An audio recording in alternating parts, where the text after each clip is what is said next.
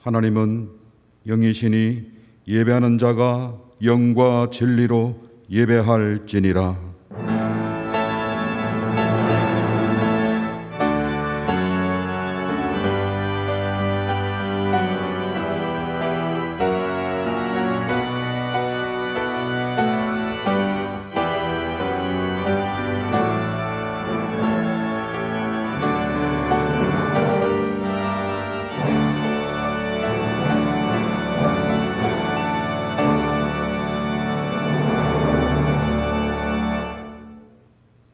여호와는 나의 힘이요 노래시며 나의 구원이시리로다.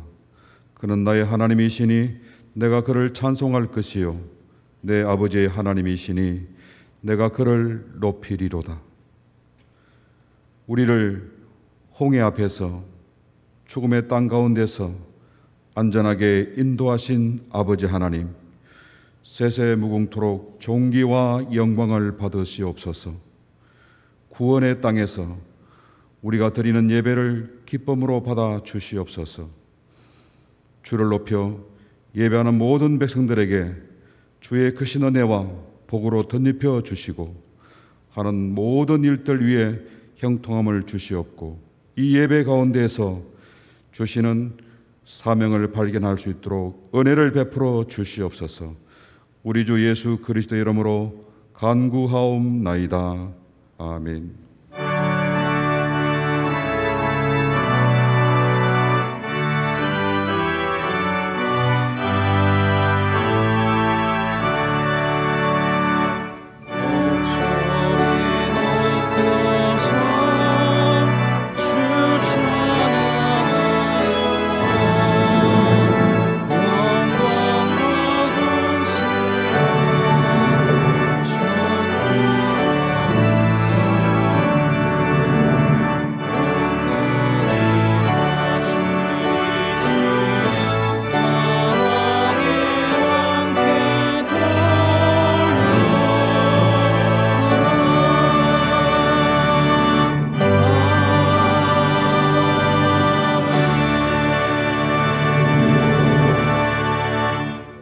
나는 전능하신 아버지 하나님 천지의 창조주를 믿습니다. 나는 그의 유일하신 아들 우리 주 예수 그리스도를 믿습니다. 그는 성령으로 잉태되어 동정녀 마리아에게서 나시고 본디오 빌라도에게 고난을 받아 십자가에 못 박혀 죽으시고 장사된 지 사흘 만에 죽은 자 가운데서 다시 살아나셨으며 하늘에 오르시어 전능하신 아버지 하나님 우편에 앉아 계시다가 거기로부터 살아있는 자와 죽은 자를 심판하러 오십니다. 나는 성령을 믿으며 거룩한 공교회와 성도의 교제와 죄를 용서받는 것과 몸의 부활과 영생을 믿습니다. 아멘. 성시 교독은 교독문 43번 시편 99편의 말씀입니다. 교독합니다. 여호와께서 다스리시니 만민이 떨 것이요 여호와께서 그룹 사이에 좌정하시니 땅이 흔들릴 것이로다. 시온에 계시는 여호와는 위대하시고 모든 민족보다 높으시도다. 주의 크고 두려운 이름을 찬송할지니 그는 거룩하심이로다. 능력 있는 왕은 정의를 사랑하시느니라. 주께서 공의를 견고하게 세우시고 주께서 야곱에게 정의와 공의를 행하시나이다. 너희는 여호와 우리 하나님을 높여 그의 발등상 앞에서 경배할지어다. 그는 거룩하시도다. 그의 제사장들 중에는 모세와 아론이 있고 그의 이름을 부르는 자들 중에는 사무엘이 있도다. 그들이 여호와께 간구함에 응답하셨도다.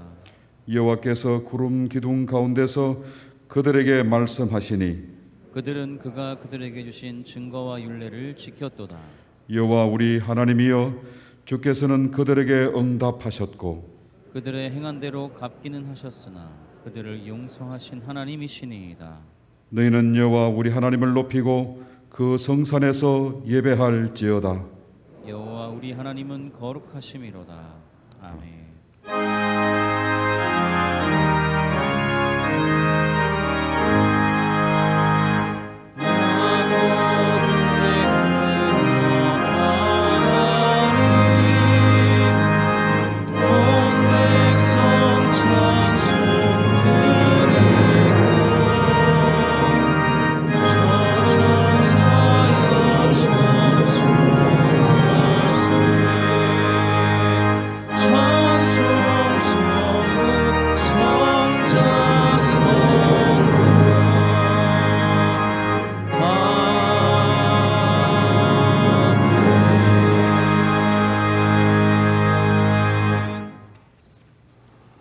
사랑과 은혜가 충만하신 하나님 아버지, 거룩한 주일에 주님 계신 성전에 나와 예배드리게 하심을 감사드립니다.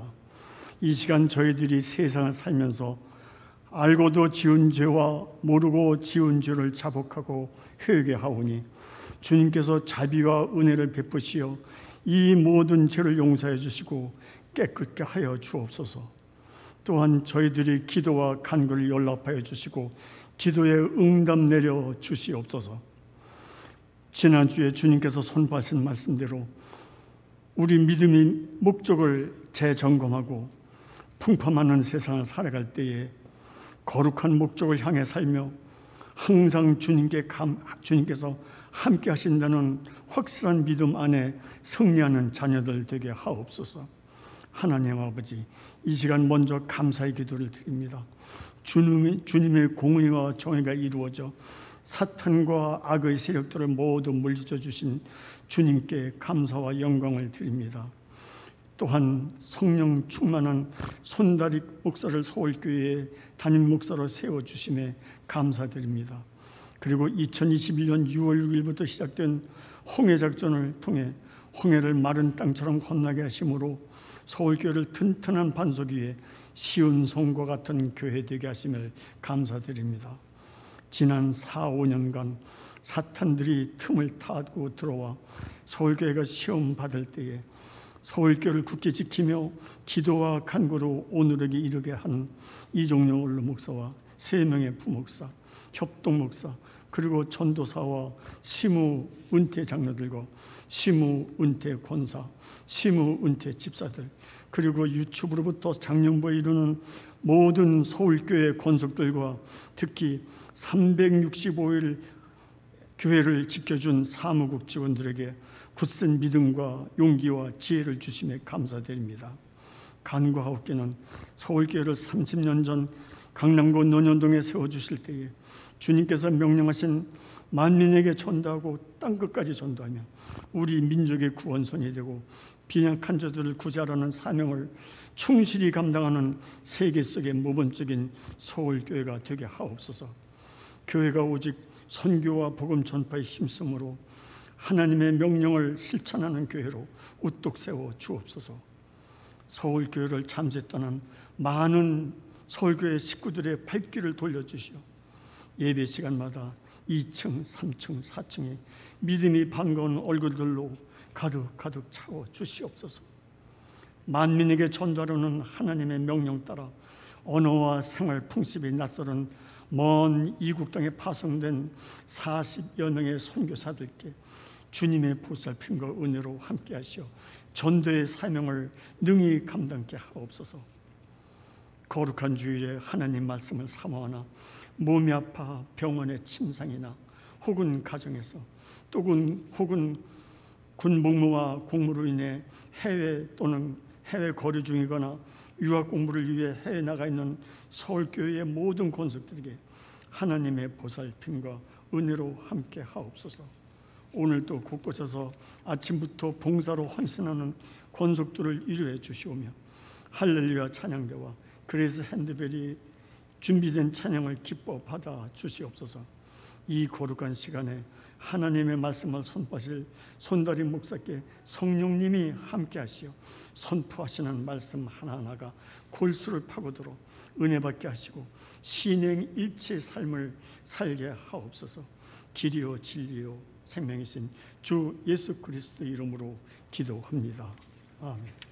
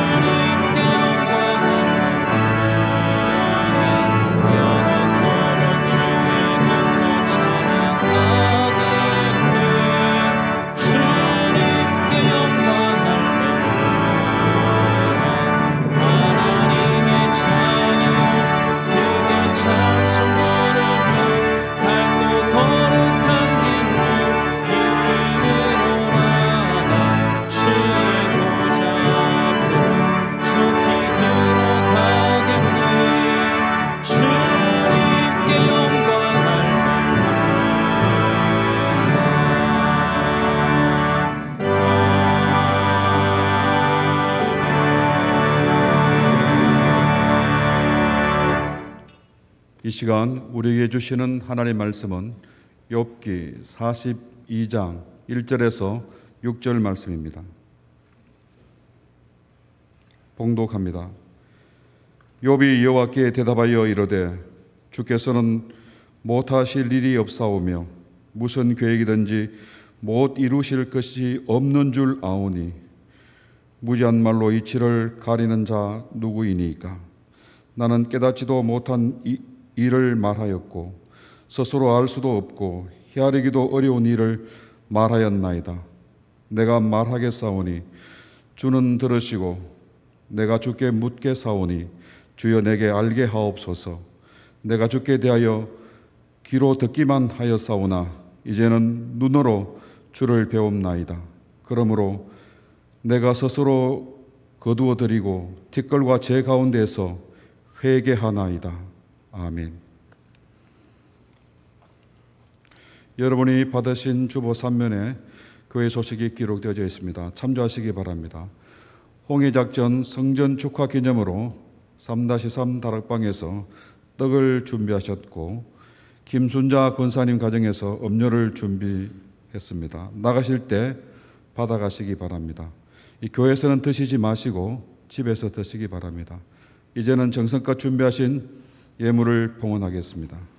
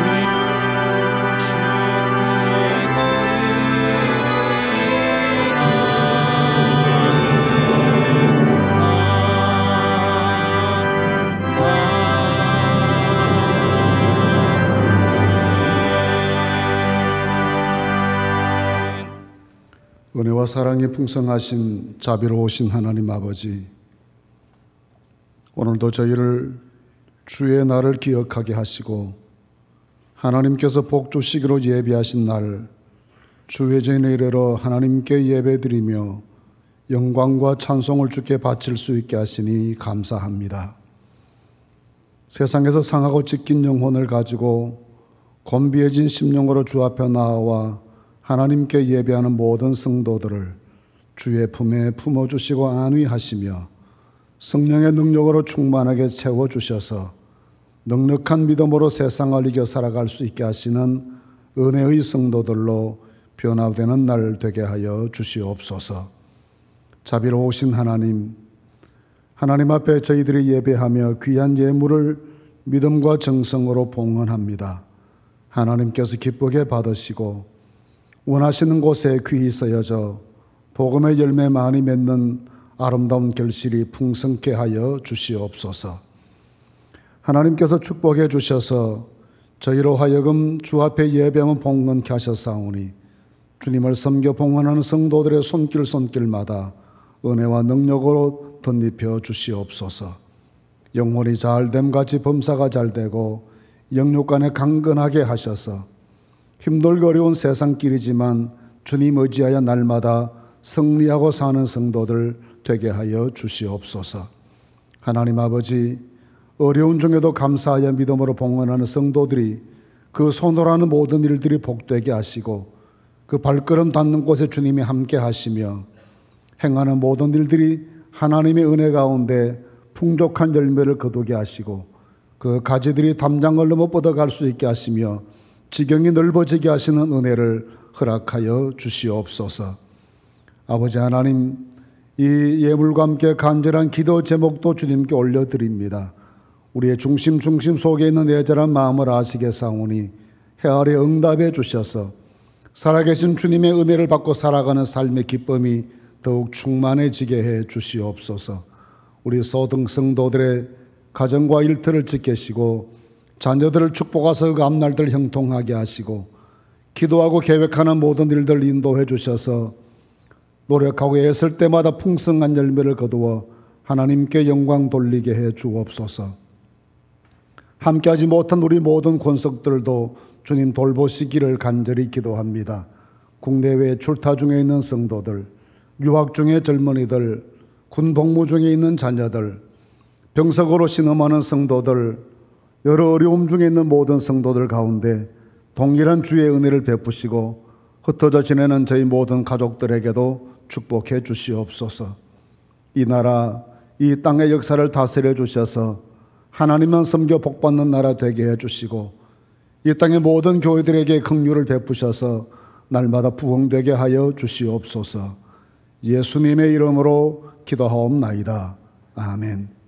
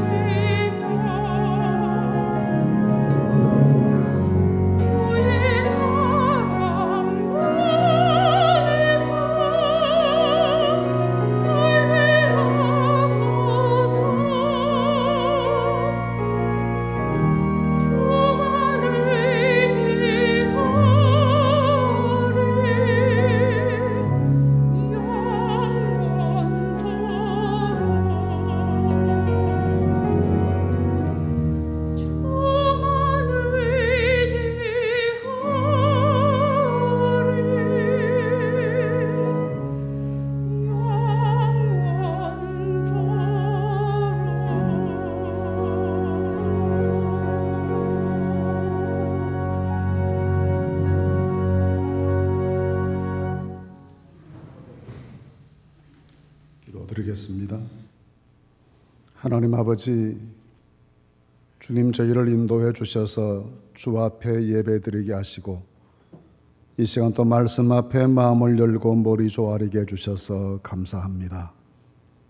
겸비하고 간절한 마음으로 주의 말씀을 받게 하시고 주시는 하나님의 말씀을 마음에 새겨 생명양식 삼고 우리 갈 길 삼는 믿음의 결단이 있게 해 주시옵소서. 저희 모두가 연약하오니 주의 성령께서 임하셔서 친히 말씀하시고 권고하시고 역사해 주심으로 하나님의 큰 영광 드러나는 시간 되게 해 주시옵소서. 이 시간을 주님께 맡겨드립니다. 주장해 주시고 역사해 주시옵소서. 예수님의 이름으로 기도하옵나이다. 아멘. 우리말에 분수령이라는 단어가 있습니다. 사전적인 의미로 말씀드리자면 어떤 일의 진전이나 사물의 발전 과정에 있는 결정적인 고비 또한 전환점을 비유로 일컫는 말이다 라고 되어 있습니다. 그런 이 말의 기본적인 어원은 근원이 같은 물이 두 줄기로 갈라져 흐르기 시작하는 산마루나 산맥을 지칭하는 것입니다. 캐나다의 로키 산맥에 컨티넨탈 디바이드라는 지점이 있습니다. 이곳에서 흐르는 물의 일부는 서쪽으로 흘러 태평양으로 들어가고 일부는 동쪽으로 흘러 허드슨만을 거쳐 대서양으로 들어갑니다.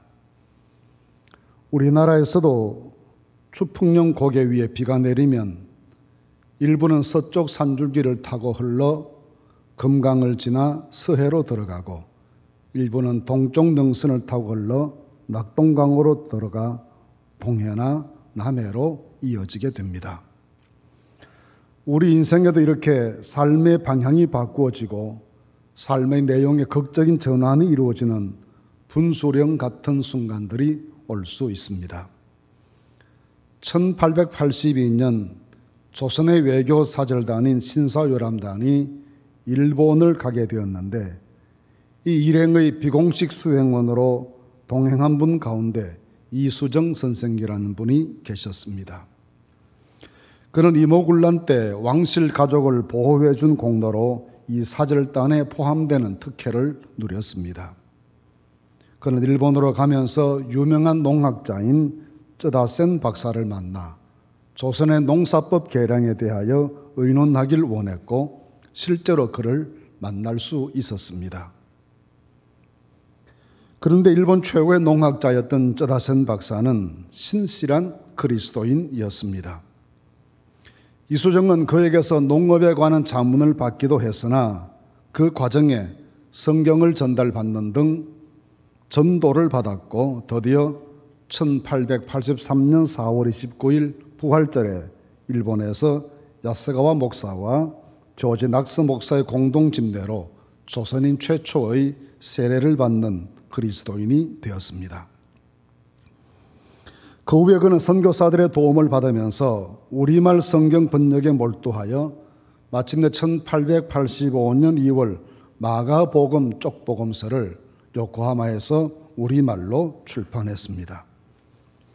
그때 때마침 조선으로 선교를 출발했던 언더우드 목사와 펜셀러 목사가 요코하마에 도착하게 되었는데 그 두 선교사는 이수정에게서 우리말을 배우고 그가 번역한 마가복음서를 전달받고 그 성경을 가슴에 품고 1885년 4월 5일 부활절 아침에 지금의 인천 제물포에 도착했습니다. 이수정 선생에게는 쩌다센 박사를 만난 것이 인생의 분수령이 되었다는 점을 우리가 이해하게 됩니다. 어찌 생각하면 이 모든 일들이 다 우연과 행운 같지만 사실은 그 모든 과정들 속에 하나님께서 인도하시는 섭리가 있음을 우리는 믿음으로 보게 됩니다. 오늘 본문 말씀에서 우리는 욥이라는 매우 특별한 분을 만나게 됩니다. 1장 1절에서 3절에 그를 이렇게 소개합니다. 우스 땅에 욥이라 불리는 사람이 있었는데 그 사람은 온전하고 정직하여 하나님을 경외하며 악에서 떠난 자더라. 그에게 아들 7과 딸 3이 태어나니라. 그의 소유물은 양이 7,000마리요 낙타가 3,000마리요 소고 500결이요 암나귀가 500마리이며 종도 많이 있었으니 이 사람은 동방 사람 중에 가장 훌륭한 자다라고 했습니다.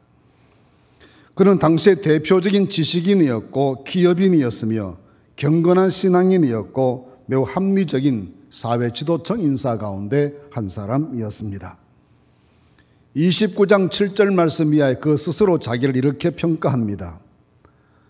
그때에는 내가 나가서 성문에 이르기도 하며 내 자리를 거리에 마련하기도 하였느니라. 나를 보고 젊은이들은 숨으며 노인들은 일어나서 서며 유지들은 말을 삼가고 손으로 입을 가리며 지도자들은 말소리를 낮추었으니라고 했습니다. 그는 그렇게 권위 있는 그 사회의 지도자였습니다. 그렇게 존엄하고 명예로운 삶을 살던 그 어느 날 사탄의 계략으로 엄청난 환난을 당하게 됩니다. 스바 사람들과 갈대아 사람들이 쳐들어와 가축들을 빼앗고 종들을 죽였습니다. 자녀들이 모두 모여 식사를 하는데 큰 태풍이 몰아쳐 집이 무너져 모든 자녀들이 함께 몰사하는 비극을 겪게 됩니다. 몸에 병기 생겨 진물이 흐르자 제 속에 앉아서 깨어진 그릇 조각으로 상처를 긁으며 괴로워해야 했습니다. 아내는 그에게 차라리 하나님을 저주하고 죽어버리라고 악담을 하고 그 곁을 떠났습니다. 더 견디기 힘든 일은 그를 바라보는 주변의 냉소와 수근거림입니다. 주변 사람들이 까닭없이 저런 일을 당하겠는가? 필시 알려지지 않는 숨겨진 죄가 많아 하나님께 벌을 받는 것이다며 속단하고 그를 비난했습니다. 그의 존경스러웠던 삶은 끝이 났고 명예는 땅에 떨어지고 영광의 빛은 사라지고 말았습니다. 그렇게 고통스럽고 치욕스러운 시간을 보내야 했습니다. 힘들었습니다. 아팠습니다. 그리고 외로웠습니다. 그는 이런 일이 자기에게 닥친 사실에 대하여 이해할 수가 없었고 영혼마저 고통스러웠습니다. 그러나 그의 긴 고민과 갈등이 끝나는 순간이 왔습니다. 어느 날 폭풍우 가운데 나타나신 하나님의 말씀을 들으면서 그의 삶이 전혀 새로운 회복의 국면으로 접어들게 되었는데 그 인생의 분수령이 찾아온 것입니다. 하나님이 친히 말씀해 주신 그 말씀을 들은 다음 그는 내가 지금까지 하나님께 대하여 귀로 듣기만 했는데 이제야 비로소 제 눈으로 주님을 뵙습니다라는 감격적인 고백을 했습니다. 많은 손실이 있었고 많은 고통과 상처가 있었지만 이 혹독한 대가를 치른 다음 영적인 안목이 열리고 믿음이 깊어지면서 마침내 눈으로 주님을 뵙는다라고 고백하였고 그 이후에 그의 삶은 새로운 전기를 마련할 수가 있었습니다. 우리는 오늘 그가 고백한 내용들을 함께 같이 묵상해 보려 합니다. 먼저 내가 눈으로 주님을 뵙습니다라는 말을 생각해 보십시다.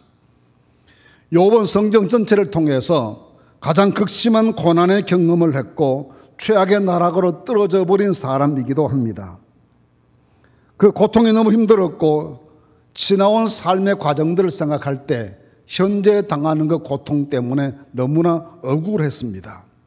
그래서 항변도 하고 울부짖기도 해봅니다.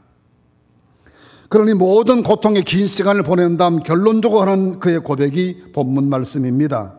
내가 주께 대하여 귀로 듣기만 하였사오나 이제는 눈으로 주를 배옵나이다 했습니다. 이 모든 과정을 통해서 많은 것을 상실했지만 오직 한 가지 얻은 것 때문에 감사하는데 하나님을 보는 눈이 열렸다라는 것입니다. 하나님께 대하여 귀로 듣기만 하는 신앙은 이론에 치우친 신앙입니다. 그러나 눈으로 주님을 뵙는 신앙은 하나님의 실존과 임재를 체험하는 살아있는 생생한 역동적 신앙입니다. 신앙을 이론적으로 정리하고 체계화하는 것은 매우 중요한 일입니다. 이런 노력들이 발전하여 신학이 되고 교리가 되고 변증학이 되고 선교를 위한 논리가 됩니다. 그러나 이런 이론에만 매달리고 집중하게 되면 신앙의 공리공론에 머물 때가 많고 역동성이 상실되고 다른 사람들에 대한 비판의식은 강화되지만 자기 성찰은 현저히 부족하게 되는 것입니다. 그래서 우리에게 필요한 것이 하나님과의 엄중하고도 생생한 인격적 만남입니다. 지금까지 욥은 그의 친구들을 비롯한 주변 사람들과 격렬한 논리 공방을 펼쳤습니다. 그래도 마음속에 시원한 인생의 해답이 없었습니다. 하나님께서는 고정관념과 자기 논리에 붙잡혀 괴로움의 현실을 벗어나지 못하는 욥을 어느 날 폭풍 가운데 찾아오십니다. 그리고 이렇게 말씀하십니다. 38장 1절 2절에서 여호와께서 폭풍 가운데서 욥에게 말씀하여 이르시되 무지한 말로 생각을 어둡게 하는 자가 누구냐라고 다그치십니다. 지금까지 치열한 자기 논리로 논쟁했던 욥에게 하나님은 무지한 말로 마음을 어둡게 하고 이치를 가리는 자라고 혹평하십니다. 이 말씀 앞에 욥은 본문 3절에 스스로 고백하기를 나는 깨닫지도 못한 일을 말하였고 스스로 알 수도 없고 헤아리기도 어려운 일을 말하였나이다라고 실토합니다. 그는 지금까지 펼쳤던 자신의 모든 논리와 주장이 하나님 앞에서는 무지한 것이었음을 고백하고 있는 겁니다. 신앙은 우리 논리 안에 갇혀 있지 않습니다. 하나님의 존재와 능력과 역사하심은 우리의 논리를 훨씬 넘어서는 초월적이며 우주적인 것입니다. 자기 지식 안에 하나님을 담으려는 시도는 마치 작은 그릇에 바닷물을 담으려 하는 것과 같은 어리석은 인간의 오만에 불과한 것입니다. 때문에 신앙의 참된 성숙과 발전을 위해 너무나 필요한 것은 하나님을 눈으로 뵙는 영적 체험인 것입니다. 창세기에 나오는 야곱의 인생에 분수령된 사건이 무엇이겠습니까? 28장에 기록되어 있는 피난길에서 하나님 만난 체험입니다. 그러니까 아브라함의 손자요 이삭의 아들이니 어려서부터 신앙 교육을 얼마나 철저히 받았겠으며 얼마나 들은 이야기가 많겠습니까?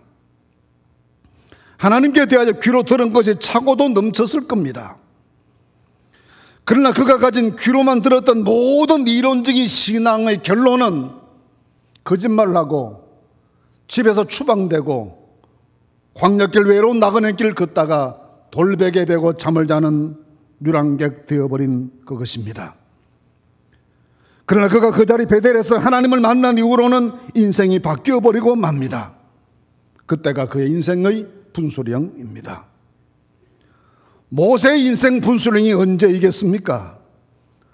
호렙산 기슭에서 불타는 가시떨기 가운데 임재 오신 하나님을 만나 하나님의 부르심을 듣고 민족을 향해 거룩한 결심을 했던 그 순간이 그 인생의 분수령이었습니다.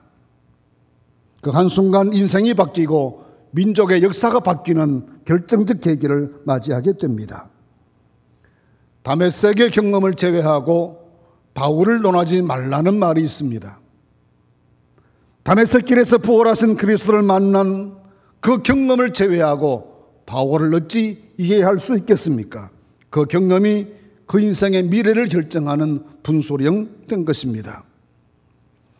욥은 이 혹독한 경험을 하면서도 믿음의 끈을 놓지 않습니다. 그의 모든 것이 사라지던 날 그는 이렇게 고백합니다. 내가 모태에서 알몸으로 나와 싸운 적도 알몸이 그리로 돌아가올지라 주신이도 여호와시요 거두신이도 여호와시오니 여호와의 이름이 찬송을 받으실지니이다. 고난에도 극심해진 다음에도 주께서 나를 이렇게 단련하신 다음에 내가 정금같이 될 것이다. 순금처럼 되어 나올 것이다 라고 고백합니다. 그러다가 하나님 진이 나타나셔서 그를 책망하시고 말씀하실 때 비로소 내가 지금까지 하나님께 대하여 귀로 듣기만 하였더니 이제는 눈으로 주를 배움나이다 라고 고백하면서 생생한 하나님 만나는 체험을 간증합니다. 모든 것이 다 사라졌고 모두가 그를 외면했지만 하나님을 뵙는 경험 그 자체만으로 기뻐하고 그것으로 세상 모든 것을 이기고 극복해 나가는 것입니다. 그런데 그가 하나님을 뵙는다는 것이 무엇을 의미하는 것입니까? 하나님은 영이신이라고 하였는데 영으로 계신 하나님을 육신에 갇힌 우리가 어찌 뵐 수가 있겠습니까? 때문에 본문에서도 욥은 자기 육신의 눈으로 하나님을 본다라고 말하지는 않습니다. 말씀 가운데 임하신 주님을 영어로 만나 뵙는 것입니다. 요한복음 1장 18절 말씀에 본래 하나님을 본 사람이 없어되 아버지 품속에 있는 독생하신 하나님이 나타내셨느니라 했습니다. 하나님을 볼 수 있는 능력이 전무한 우리에게 보이는 하나님으로 찾아오신 분이 예수님이십니다. 그래서 주님은 스스로 나를 본 자는 아버지를 보았다라고 말씀하십니다. 우리는 말씀 안에서 하나님의 참모습을 만나고 성령의 임재 안에서 하나님을 경험합니다. 보이는 하나님으로 오신 예수 그리스도의 모습을 보며 하나님을 뵙는 믿음의 사람이 되는 것입니다. 그래야 더 이상 하나님을 3인칭으로만 생각하지 말고 2인칭의 모습으로 생각하면서 하나님 앞에 단독자로 마주하는 것입니다. 우리가 귀로 듣는 신앙에 만족하지 말고 눈으로 주님을 뵙듯 주와 더불어 마주한 삶을 사셔서 하나님 경험이 풍성한 성도들이 되실 수 있기를 바랍니다. 그때 우리 앞에 삶의 새 지평이 열릴 수 있도록 인도하여 주실 것입니다. 둘째로 욥의 고백은 제가 회개합니다 라는 고백입니다. 6절에 보시면 제가 스스로 거두어드리고 티끌과 재 가운데에서 회개합니다 라고 합니다. 티끌과 재 가운데서 회개한다는 말은 가장 극도의 슬픔으로 자기 죄를 뉘우쳐 통해 자복한다는 표현입니다. 지은 죄가 너무 많아 개인과 가정 그리고 나라에 큰 변고가 생겼을 때 이 죄를 용서하시고 구원해 주시도록 간절히 기도할 때 티끌과 재 가운데에서 회개하고 기도했습니다. 그런데 욥에게 무슨 큰 죄가 있어서 티끌과 재 가운데서 회개한다고 말하는 겁니까? 사실 그는 그 당시를 살던 모든 사람들이 부러워할 만큼 정결하게 살기 위해 최선을 다했고 가족들의 신앙 관리에 전력을 다하는 삶을 살았습니다. 그렇게 살아온 자기 삶에 대하여 긍지와 자부심 또한 가득했습니다. 1장 1절 말씀에 그를 평가하면서 온전하고 정직하여 하나님을 경외하며 악에서 떠난 자라고 하였습니다. 자녀들이 잔치를 하고 나면 혹시 그 과정에서 죄 지었을까 염려하여 반드시 그 자녀들을 위하여 하나님께 번제를 드릴 만큼 가족들의 신앙과 영적 관리에도 정성을 다했습니다. 29장 12절 말씀 이하에 그는 이렇게 자기를 소개합니다. 이는 부러지는 빈민과 도와줄 데 없는 고아를 내가 건졌음이라. 망하게 된 자도 나를 위하여 복을 빌었으며 과부의 마음이 나로 말미암아 기뻐 노래하였느니라. 나는 맹인의 눈도 되고 다리 저는 사람의 발도 되고 빈궁한 자의 아버지도 되었다라고 말합니다. 이것은 과장이나 거짓이 아닌 진솔한 자기 삶의 일상의 모습이었습니다. 그런데 왜 지금 슬피 울며 티끌과 재 가운데 앉아 회개한다고 말하는 겁니까? 그가 지금 회개하는 것은 온전하게 살았다고 자부해온 그런 자기 확신 속에 스며 있는 교만과 무지에 대하여 회개하는 것입니다. 38장부터 시작된 하나님의 말씀은 마치 망치를 얻어맞은 듯 그를 깊은 충격에 빠지게 했고 그의 마음이 녹아내리게 만들었습니다. 하나님께서는 말씀을 통해서 그에게 바다의 한계를 정하여 물이 넘어오지 못하게 한 것이 누가 한 일이냐? 산속의 사자와 하늘의 새들을 위해 먹이를 예비하는 자가 누구냐? 하마를 키우고 악어를 길들이는 자가 누구냐? 도대체 누가 세상을 다스리며 하늘과 땅의 모든 생명을 기르고 해와 달과 별들을 주관하느냐 물으시며 네가 한 건 무엇이며 네가 할 수 있는 건 무엇냐고 추궁하십니다. 하나님은 욥을 향하여 이 사정없이 추궁하시는 것은 네가 좀 더 나은 삶을 살았다 하자, 고아의 아비가 되고 빈궁한 자의 보호자가 되었다고 치자. 그런데 그 착한 마음은 어디서 온 것이며 그 능력은 누가 준 것이냐는 추궁입니다. 누구보다 정직하고 의롭고 존경받는 지도자로 일생을 살았다면 그 삶의 능력은 어디에서 온 것이냐는 질문입니다. 동물 하나도 길들이지 못하는 내가 뭘 할 수 있다고, 내가 했다고, 내가 잘 살았다고, 내가 선하다고, 나는 의롭다고 자랑할 수 있느냐는 겁니다.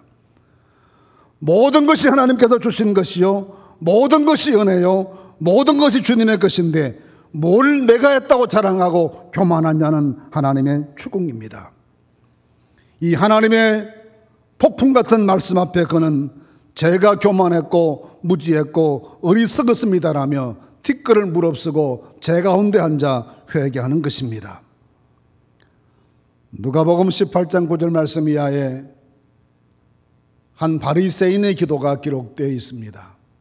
하나님, 나는 다른 사람 곧 토색 불이 가늠하는 사람들과 같지 않고 이 세리와도 같지 아니함을 감사합니다. 난 일주일에 2번씩 금식하고 11조도 꼬박꼬박 잘 바쳤습니다. 그런데 주님께서는 그의 기도를 거절하십니다. 정결하게 살고 11조 드리고 했으면 감사한 일입니다만 그런 삶의 능력도 하나님의 은혜일 뿐입니다. 그것으로 하나님 앞에 자기의 삼아 내세울 일은 아니라는 말씀입니다. 더구나 그런 삶의 내용으로 다른 사람과 자기를 비교하며 우월감을 가지고 교만해지거나 다른 사람의 삶을 폄훼하고 다른 사람의 삶을 비난하는 것을 사용하면 이것은 악하고 치사한 일입니다. 삶의 모든 것을 내가 했다고 고집하면, 그렇게 마음이 교만하면 하나님의 영이 그 안에 거하시겠습니까? 온 사방의 모든 것이 은혜일 뿐인데 그 은혜를 보는 눈이 없으면 그 눈으로 하나님을 보고 살아갈 수가 있겠습니까? 물론 자기 삶에 대한 자부심도 필요하고 긍지도 높아야 하고 자존감도 충만해야 합니다. 그러나 여기에 그치면 그 삶은 교양적인 지성인의 삶일 수는 있어도 경건한 신앙인의 삶은 아닌 것입니다. 내가 이루었고 내가 이루었다는 생각에서 벗어나 이룰 수 있게 하신 하나님께 감사하고 거룩한 길을 따라 살아갈 수 있도록 도우신 하나님께 찬송과 영광을 돌릴 수 있어야 합니다. 혹시라도 교만하여 하나님의 은혜를 무시하고 그 영광 가로챈 것이 있으면 깊이 반성하고 회개해야 합니다. 욥은 지금까지 가졌던 자기 삶에 대한 긍지와 자부심 모든 것들을 내려놓고 그렇게 살아갈 수 있도록 인도하신 하나님께 감사하고 오만과 편견에 사로잡혔던 자기의 그릇됨을 깊이 회개한 것입니다. 이 회개가 그 영혼을 밝게 했습니다. 믿음의 눈이 열리게 했습니다. 이 회개가 그로 하여금 새 삶을 살아갈 수 있는 거룩한 능력을 얻게 한 것입니다. 그래야 그 앞길에 삶의 새로운 전기가 활짝 열리게 된 것입니다. 모든 것이 주의 은혜인 것을 깨닫고 무지와 오만을 회개할 수 있는 경건함에 이르는 성도들이 되실 수 있기를 간절히 바랍니다. 세 번째는 회복의 비전을 주시는 하나님 모습을 본문에서 만나게 됩니다. 욥이 회개하고 겸비한 마음을 가지고 기도하게 되자 하나님께서 그에게 회복의 은혜를 주십니다. 10절에 보시면 여호와께서 욥의 공경을 돌이키시고 여호와께서 욥에게 이전 모든 소유보다 갑절이나 주셨다 했습니다. 하나님이 실제로 물질도 가정도 다 회복될 수 있도록 그에게 축복하십니다. 그가 하루아침에 모든 재산을 상실하고 몸에 질병까지 생기고 흐르는 진물 감당치 못해 재 속에 앉았을 때를 생각해 보면 지금 회복시켜 주신 이 갑절의 은혜가 얼마나 고맙고 감사하고 넘치는 것입니까? 몸에 전율이 흐르도록 감격스러운 일입니다. 그런데 욥에게 그것보다 더 깊은 상처가 있습니다. 그 명예의 손상이었습니다. 물질로 환산될 수 없는 자기 삶에 대한 모욕이었습니다. 의롭고 정직하게 최선 다해 살아온 사람이 모든 사람들로부터 뭔가 숨겨진 죄가 있는 사람이란 수근거림을 당하고 손가락질 당하는 처지가 되었을 때 그의 모든 명예는 땅에 떨어져 짓밟혔습니다. 존중받았던 경건한 사람이 완전한 이중인격자요 하나님의 저주받은 사람으로 간주되었을 때 그 삶의 영광이 사라졌습니다. 그런 하나님께서 그렇게 그를 공격하던 친구들을 책망하십니다. 8절에 이렇게 말씀하십니다. 너희는 수소 7과 순양 7을 가지고 내 종 욥에게 가서 너희를 위하여 번제를 드리라. 내 종 욥이 너희를 위하여 기도할 것인즉 내가 그를 기쁘게 받으리니 너희가 우매한 만큼 너희에게 갚지 아니하리라. 욥이 너희를 위해서 기도하고 축복하면 내가 너희를 받아주고 용서하겠다는 말씀입니다. 하나님은 친구들 앞에서 욥의 영적인 권위와 명예를 온전히 회복시켜 주십니다. 때로 우리를 정말 가슴 아프고 고통스럽게 하는 것은 회복 불가능한 마음의 상처를 입거나 모함과 오해로 내 삶 전체가 부정되거나 모독당하는 일을 경험할 때입니다. 그렇다고 하여 자기 명예를 위해 스스로 혈기 넘치는 대응하는 것은 하나님의 방법은 아닙니다. 욥은 이 상황에서 친구들에게 노하거나 질책하지 않습니다. 누구보다 자기를 잘 아는 절친들이 그렇게 오해한 것에 대하여 실망하고 상처받았겠지만 분노로 그들에게 대응하지 않습니다. 과격한 말로 그간의 섭섭함을 토로하지도 않습니다. 단지 진심으로 그들을 위해 기도하고 축복할 뿐입니다. 그런 욥을 하나님께서 회복시키시고 그의 의로움을 정오의 빛같이 드러날 수 있도록 함께 해주셨습니다. 회복이란 내가 쟁취하는 것이 아닙니다. 믿음에 굳게 서서 끝까지 주님의 뜻을 따르고 주님의 방법으로 살아갈 때 하나님께서 베풀어 주시는 은총의 결과일 뿐입니다. 우리 모두가 회복의 비전을 품어야 합니다. 이 비전을 가진 사람은 온유해야 합니다. 노하지 말아야 합니다. 끝까지 하나님 의지하고 하나님의 방법을 따르며 묵묵히 십자가 진 주의 종으로 걸어가야 합니다. 그때 회복의 큰 은혜를 하나님께서 선물로 우리에게 허락하여 주실 것입니다. 귀로 듣기만 하는 신앙에서 내 삶 속에 임재해 오신 하나님을 만나 뵙는 체험적인 신앙으로 신앙을 자라게 하십시다. 교만과 어리석음을 회개하고 오직 모든 것이 은혜였습니다를 고백할 줄 아는 믿음으로 돌아가십시다. 내 자신의 혈기어린 노력이 아니라 믿음의 길을 묵묵히 걷는 사람들에게 허락해 주시는 하나님의 회복을 얻는 복된 성도들이 되실 수 있기를 간절히 바랍니다. 내 눈으로 주를 뵙고 그 앞에서 깊이 회개하여 회복의 은총 넘치도록 누리시는 은혜와 축복이 우리 모든 서울 가족들에게 임하게 되시기를 주님의 이름으로 축복합니다. 기도하십시다. 거룩하신 하나님, 우리가 많은 환난도 당하고 시련도 당하였으나 이 모든 과정 통하여 눈으로 주를 뵙게 하시는 믿음의 산 증인 되게 하신 것을 감사합니다. 이 아침 저희가 내가 했다 말하지 않고 오직 하나님의 은혜였음을 고백할 수 있도록 인도해 주시옵소서. 앞으로도 내 능력이 아니라 믿음의 길을 성실히 걷는 사람들에게 주신 하나님의 축복으로 온전한 회복에 이르게 하시는 은혜를 우리 모두가 누리게 하여 주시옵소서. 예수님 이름으로 기도하옵나이다. 아멘.